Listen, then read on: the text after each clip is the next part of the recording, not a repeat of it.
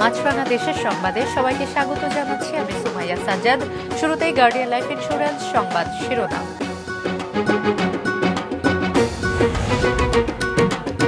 নানা আয়োজনে দেশের বিভিন্ন স্থানে পালন করা হচ্ছে জুলাই গণ অভ্যুত্থানের প্রথম বর্ষপূর্তি, স্মরণ করা হচ্ছে জুলাই শহীদদের। টানা বৃষ্টিতে যশোর ও নোয়াখালীর জলাবদ্ধ পরিস্থিতির অবনতি, নষ্ট হচ্ছে জমির ফসল, প্লাবিত হতে পারে সিলেট, ময়মনসিংহ ও রংপুর বিভাগের নিম্নাঞ্চল। শুনছিলেন শিরোনাম, এবার বিস্তারিত। দীর্ঘদিন ক্ষমতা আঁকড়ে থাকার পর গত বছরের এই দিনে ক্ষমতা এবং দেশ ছাড়তে বাধ্য হন শেখ হাসিনা। আজ সেই ঐতিহাসিক 5ই আগস্টের প্রথম বর্ষপূর্তি। নানা আয়োজনে দেশের বিভিন্ন স্থানে পালন করা হচ্ছে জুলাই গণ অভ্যুত্থানের প্রথম বর্ষপূর্তি, স্মরণ করা হচ্ছে জুলাই আন্দোলনের শহীদদের। জেলা রিপোর্টারদের পাঠানো তথ্য এবং ছবি নিয়ে ডেস্ক রিপোর্ট। চট্টগ্রাম জেলা প্রশাসনের উদ্যোগে সকালে নগরের গরিবুল্লাহ শাহ মাজার কবরস্থানে শহীদদের কবরে পুষ্পস্তবক অর্পণ করেন সিটি মেয়র, চট্টগ্রাম বিভাগীয় কমিশনার, জেলা প্রশাসক, সিএমপি কমিশনার ও জেলা পুলিশ সুপার। আমরা 90-এর স্বৈরাচার বিরোধী আন্দোলন করেছি, আমাদের ছেলেরা 2024 করেছে। কাজে আমি মনে করি যে গণতন্ত্রকে প্রাতিষ্ঠানিক রূপ দেওয়ার জন্য এই যুদ্ধ চলতে থাকবে। দিনটির স্মরণে র্যালি ও সমাবেশ করেছে ইসলামী ছাত্র শিবির। মহানগরীর বহদ্দার হাট থেকে শুরু হয় র্যালি। এটি মুরাদপুর ও 16 শহর হয়ে 2 নম্বর গেট মোড়ে শেষ হয়। সেখানে সংক্ষিপ্ত সমাবেশ করে তারা। খুলনা মহানগরীর শিববাড়ি মোড়ে জুলাই স্মৃতিস্তম্ভে ফুলের শ্রদ্ধা জানানোর মধ্য দিয়ে শুরু হয় জুলাই অভ্যুত্থানের কর্মসূচি। শহীদ পরিবারের সদস্যরা স্মৃতিস্তম্ভে ফুল দিয়ে শহীদদের প্রতি শ্রদ্ধা জানান। এরপর জেলা প্রশাসন এবং বিভিন্ন সংগঠন সহ সর্বস্তরের মানুষ ফুলের শ্রদ্ধা জানান জুলাই শহীদদের। জুলাই অভ্যুত্থানের প্রথম বার্ষিকী উপলক্ষে খুলনা সাইকেলিং কমিটি বের করে সাইকেল র্যালি। পাবনা সদর গোরস্থান সহ বিভিন্ন স্থানে জুলাই শহীদদের কবর জিয়ারত এবং ফুল দিয়ে তাদের প্রতি শ্রদ্ধা জানানো হয়। পরে জেলা শিল্পকলা একাডেমি মিলনায়তনে অনুষ্ঠিত হয় জুলাই যোদ্ধা সম্মেলন। এতে শহীদ পরিবারের সদস্যরা ছাড়াও উপস্থিত ছিলেন জেলা প্রশাসক মোহাম্মদ মফিজুল ইসলাম, পুলিশ সুপার মোর্তজা আলী খান, জেলা বিএনপির আহ্বায়ক হাবিবুর রহমান হাবিব, জেলা জামাতের নায়েবে আমির অধ্যক্ষ মাওলানা ইকবাল হোসেন। পরে জুলাই আন্দোলনে অসামান্য ভূমিকা রাখা শিক্ষার্থী সহ বিভিন্ন শ্রেণীর পেশার মানুষকে পুরস্কৃত করা হয়। ময়মনসিংহের নানা আয়োজনে পালিত হচ্ছে দিনটি। জুলাই শহীদ স্মৃতিস্তম্ভে ফুলের শ্রদ্ধা জানানো ছাড়া স্মৃতিচারণ ও তথ্যচিত্র প্রদর্শনী অনুষ্ঠিত হয়। কৃষি বিশ্ববিদ্যালয় ও ময়মনসিংহ মেডিকেল কলেজ বের করে বিজয় র্যালি, অনুষ্ঠিত হয় সমাবেশ। এছাড়া বিএনপি ও অঙ্গ সংগঠন এবং ইসলামী ছাত্র শিবির বিজয় মিছিল বের করে। সাভারে 36 জুলাই উদযাপনের অংশ হিসেবে আনন্দ শোভাযাত্রা ও মিষ্টি বিতরণ সহ নানা কর্মসূচি পালন করে জাহাঙ্গীরনগর বিশ্ববিদ্যালয়। এর আগে দিনের শুরুতে শহীদ মিনার প্রাঙ্গণে আহত ও নিহত জুলাই যোদ্ধাদের স্মরণে 1 মিনিট নীরবতা পালন করা হয়। সিরাজগঞ্জে শহীদদের শ্রদ্ধা জানানো ছাড়াও বিজয় র্যালি, আলোচনা সভা অনুষ্ঠিত হয়। খাগড়াছড়িতে জেলার একমাত্র শহীদ মোহাম্মদ মজিদ হোসেনের সমাধিতে পুষ্পস্তবক অর্পণ ও দোয়া মাহফিল সহ নানা কর্মসূচির মধ্য দিয়ে পালিত হচ্ছে গণ অভ্যুত্থানের প্রথম বর্ষপূর্তি। মানিকগঞ্জের নানা আয়োজনে পালিত হচ্ছে দিবসটি। জেলার 5 শহীদদের প্রতি শ্রদ্ধা ও তাদের পরিবারের সদস্যদের সম্মাননা জানানো হয়। জেলা বিএনপি ও জেলা জামায়াত আয়োজন করে বিজয় মিছিল। কুমিল্লা, গোপালগঞ্জ, ব্রাহ্মণবাড়িয়া, নোয়াখালী, দিনাজপুর, বাগেরহাট, ফরিদপুর, যশোর, চাঁদপুর সহ সারা দেশে নানা আয়োজনে পালিত হচ্ছে জুলাই অভ্যুত্থানের প্রথম বার্ষিকী। রওশন জাহান মিষ্টি, মাছরাঙা নিউজ ডেস্ক। মৌসুমী বায়ুর প্রভাবে টানা বৃষ্টিতে যশোর ও নোয়াখালীর জলাবদ্ধ পরিস্থিতির আরও অবনতি হয়েছে। দীর্ঘদিন তলিয়ে থাকায় নষ্ট হচ্ছে জমির ফসল, বাড়ছে অধিকাংশ নদ নদীর পানি, প্লাবিত হতে পারে সিলেট, ময়মনসিংহ ও রংপুর বিভাগের বিভিন্ন জেলার নিম্নাঞ্চল। মধ্যরাতে খুলে দেওয়া হয়েছে কাপ্তাই বাঁধের সবকটি জলকপাট। ডেস্ক রিপোর্টে বিস্তারিত। বন্যা পূর্বাভাস ও সতর্কীকরণ কেন্দ্র জানিয়েছে বিভিন্ন নদ নদীর পানি 94টি পয়েন্টে বাড়ছে। আগামী 3 দিন ভারতের আসাম, মেঘালয় ও ত্রিপুরায় ভারী বৃষ্টিপাতের আশঙ্কা রয়েছে।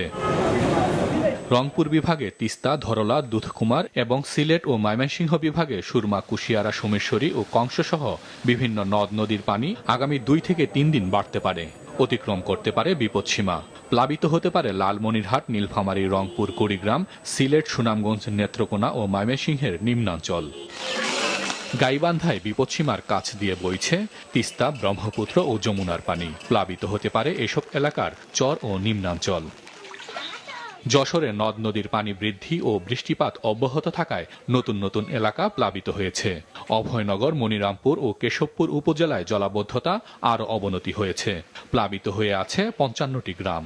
বর্ষার মধ্যে আমাকে 3-4 মাস পানিতে থাকতে হয়। ছেলেপিলের স্কুলে যাওয়া, কাজে কর্মে যাওয়া খুবই সমস্যা। রাস্তাঘাট নেই, রাস্তাঘাট ভেঙে গেছে, পানি উঠেছে। এখন আমাদের বিটারা চলতি ফিরতে পারছে না, খাওয়া দাওয়ার কষ্ট হচ্ছে। সরকারের কাছে দাবি আমাদের হচ্ছে রাস্তাঘাট করে দেবে। বৃষ্টি হওয়ায় নোয়াখালীর জলাবদ্ধ এলাকার পানি আরও বেড়েছে। 1 মাসেরও বেশি সময় ধরে জলাবদ্ধ অবস্থায় রয়েছে জেলার বেশিরভাগ এলাকা। সরকারি সাহায্য সহযোগিতা না পাওয়ায় ক্ষোভ জানিয়েছেন অনেকে। আজ 2-3 মাস লাগি পানির অসুবিধারে আমরা রান্না বান্না করতে না, আমরা হোলাইন লই স্কুলে যেতে পারি না। আমাদের লেদা বাচ্চা লইয়ে কত কান্নাকাটি করতেছি। এদিকে রাজবাড়ীর নিম্নাঞ্চল কয়েকদিন ধরে জলাবদ্ধ থাকায় নষ্ট হচ্ছে রোপা আমন ধান, ধানের বীজতলা ও সবজি ক্ষেত। হাসান মেহেদি, মাছরাঙা নিউজ ডেস্ক। টানা বৃষ্টি ও পাহাড়ি ঢলে কাপ্তাই হ্রদের পানি বিপদসীমার সর্বোচ্চ পর্যায়ে পৌঁছায় গত মধ্যরাতে বাঁধের 16টি গেটের সবকটি 6 ইঞ্চি করে খুলে দেওয়া হয়েছে। কাপ্তাইয়ের কর্ণফুলী পানি বিদ্যুৎ কেন্দ্রের ব্যবস্থাপক মাহমুদ হাসান জানান, বাঁধের গেট সবশেষ মঙ্গলবার সকাল 9টায় খোলার সময় নির্ধারণ করা হলেও রাতেই হ্রদের পানির উচ্চতা 108 MSL অতিক্রম করে। উজান ও ভাটি এলাকায় বন্যা নিয়ন্ত্রণে স্পিলওয়ের 16টি গেট 6 ইঞ্চি পরিমাণ উঠিয়ে পানি নিষ্কাশন শুরু করা হয়। এতে প্রতি সেকেন্ডে 9000 কিউসেক পানি নিষ্কাশিত হচ্ছে। পানি ছাড়ার কারণে ভাটি এলাকায় প্লাবিত হওয়ার আশঙ্কা নেই জানান তিনি। হ্রদের পানির সর্বোচ্চ ধারণ ক্ষমতা 109 MSL। কিছুক্ষণ আগে রাঙামাটি থেকে কাপ্তাই হ্রদের সবশেষ খবর জানিয়েছেন জেলার রিপোর্টার শঙ্কর হোর।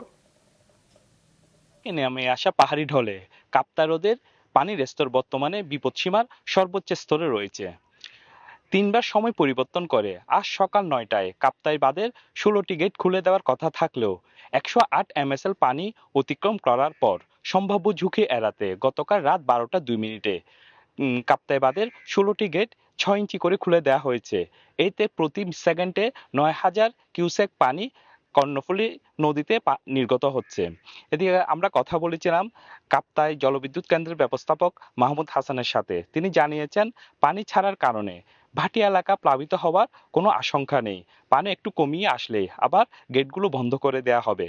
বর্তমানে কাপ্তাই হ্রদের পানি রয়েছে 108.12 MSL। এদিকে কাপ্তাই কর্ণফুলী বিদ্যুৎ কেন্দ্রের 5টি ইউনিট চালু রেখে প্রায় 220 মেগাওয়াট বিদ্যুৎ উৎপাদন হচ্ছে।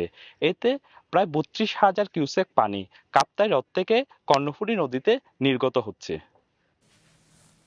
স্কয়ার গ্রুপের প্রতিষ্ঠাতা বিশিষ্ট শিল্পপতি প্রয়াত স্যামসন এইচ চৌধুরীর সহধর্মিণী ও স্কয়ার মাতা প্রয়াত মিসেস অনিতা চৌধুরীর 93তম জন্মবার্ষিকী আজ। মাহমুদ কমলের রিপোর্ট।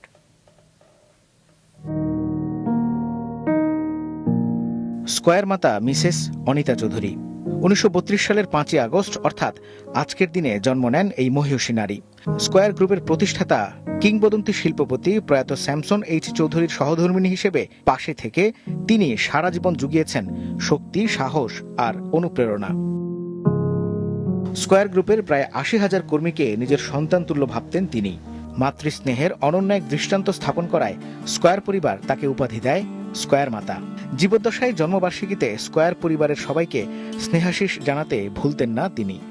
হাজার ছেলে মেয়ে যার থাকে তার মনে কত আনন্দ থাকে,